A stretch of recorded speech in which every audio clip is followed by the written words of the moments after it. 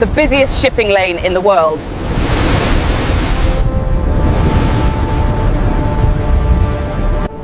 "22 miles of freezing, unforgiving water separates a continent. For 200 years, they dreamed of building a bridge. The first plan was in 1802. Horses and oil lamps. In 1880, they actually started digging a test tunnel. But the sea always wins. After 4 failed starts, the British and French governments finally agreed. 2 nations. 1 incredible risk. They weren't just building a tunnel, they were fusing 2 economies. 2 rail tunnels and 1 central service tunnel.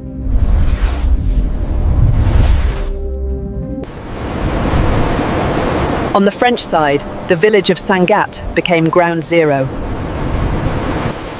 In England, they dug from the legendary cliffs of Dover. The biggest problem? Geology. They had to tunnel through this, the chalk marl. Hard, but mostly watertight. If they drifted a few meters high, they hit porous rock and guaranteed flooding. Drift too low, and the clay would seize the machine.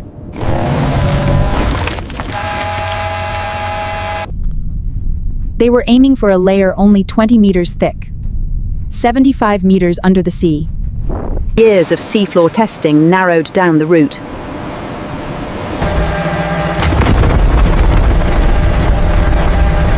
The UK problem. How do you build a massive portal into a vertical cliff face?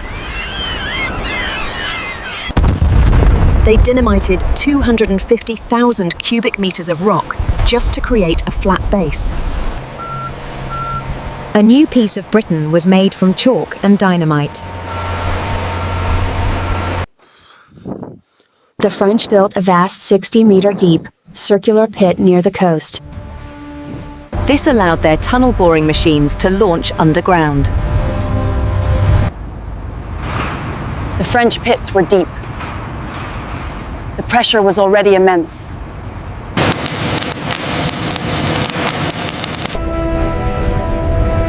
The tunnel machines were not bought. They were manufactured. 11 tunnel boring machines, each one a self-contained subterranean factory. The cutter head alone weighed 600 tons.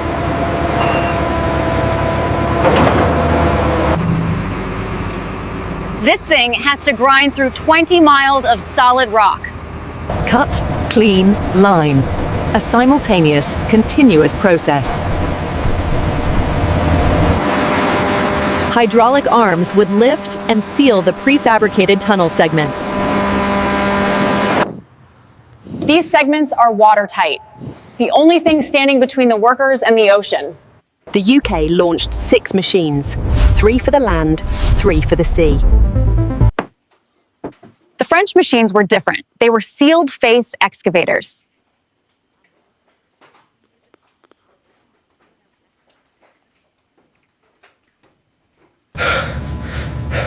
The temperature inside these unventilated tunnels could hit 50 degrees Celsius. The French side had wetter, looser rock. It wasn't just so they drilling used rock. pressure to hold them It was up. a pressure cooker, miles from the sun.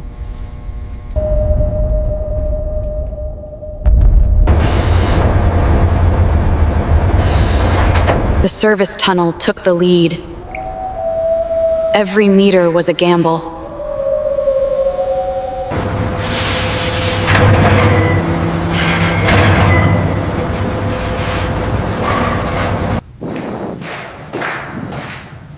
They were looking for water seepage, the earliest warning of trouble.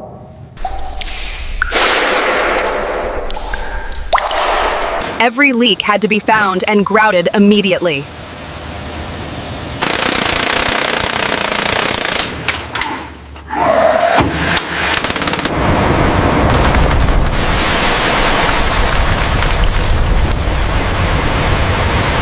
Massive floods threatened to trap entire TBM crews.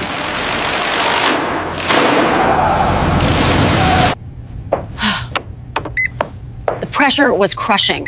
Not just the sea, but the schedule. To stay in the chalk marl, they needed absolute precision. A beam of light kept them on the 20-meter path.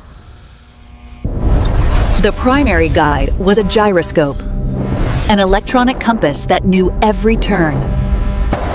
The operator steered the 1,000-ton machine like a car. The logistics of removing 7.5 million cubic meters of spoil was monstrous.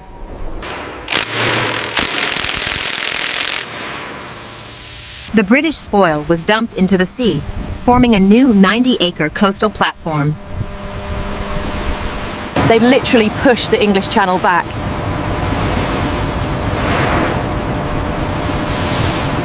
When you don't know where to put the dirt, you build an island.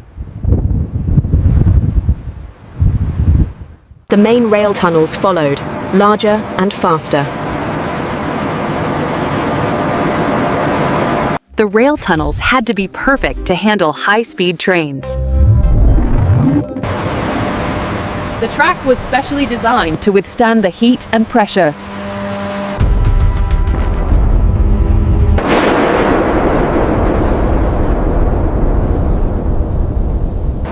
After 39 kilometers, the service tunnel faces were only meters apart.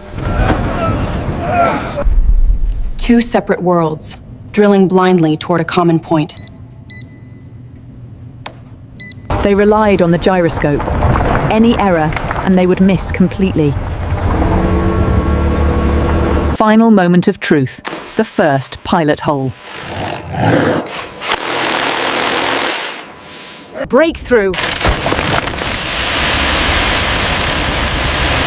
December 1, 1990. The handshake heard round the world. The final alignment error, less than half a meter. 39 kilometers apart, 75 meters down. That is impossible precision.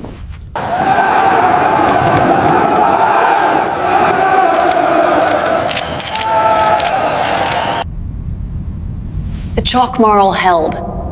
The risk paid off.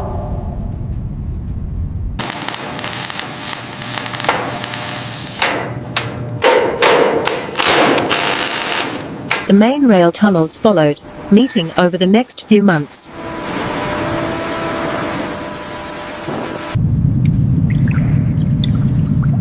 But what happened to the tunnel boring machines? The UK TBM was too big to turn around. They sealed it up. 6 huge British machines were buried beneath the English Channel. 1,000-ton engineering tomb.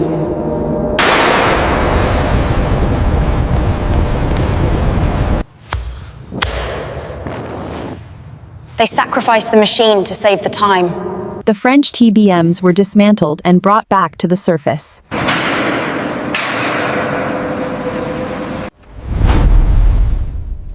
The tunnels needed air, light, and safety. Giant fans push fresh air through the length of the tunnels.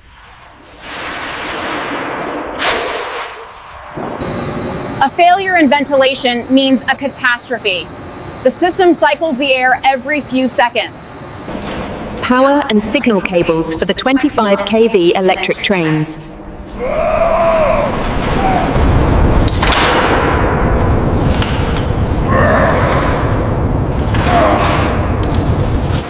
The track was precision welded for high-speed operation. Trains travel at up to 160 kilometers per hour underwater.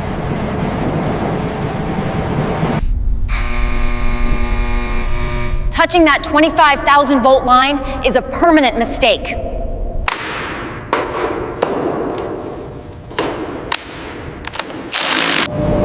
One problem. The train pushes a wall of air ahead of it.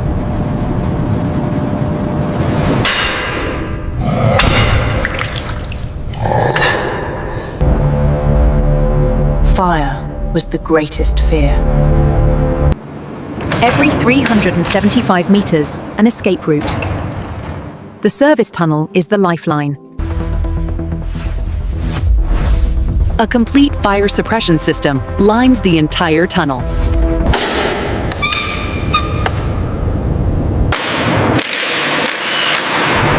Emergency lighting is redundant and powerful.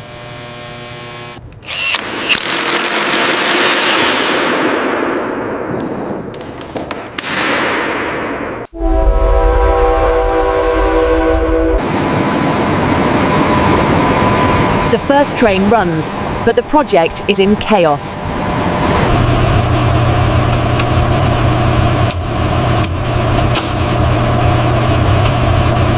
The cost had ballooned from £4.7 billion to £9.55 billion. The engineering was a miracle. The finances? A disaster.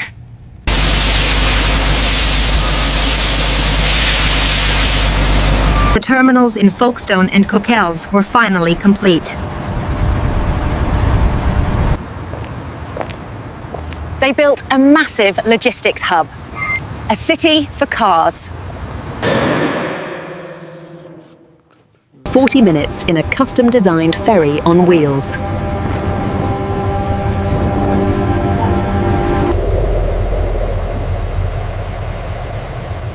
It's a high-speed underground cruise. The political dream was ready to be realized. The cost in human lives, 11 people in total, was tragically real.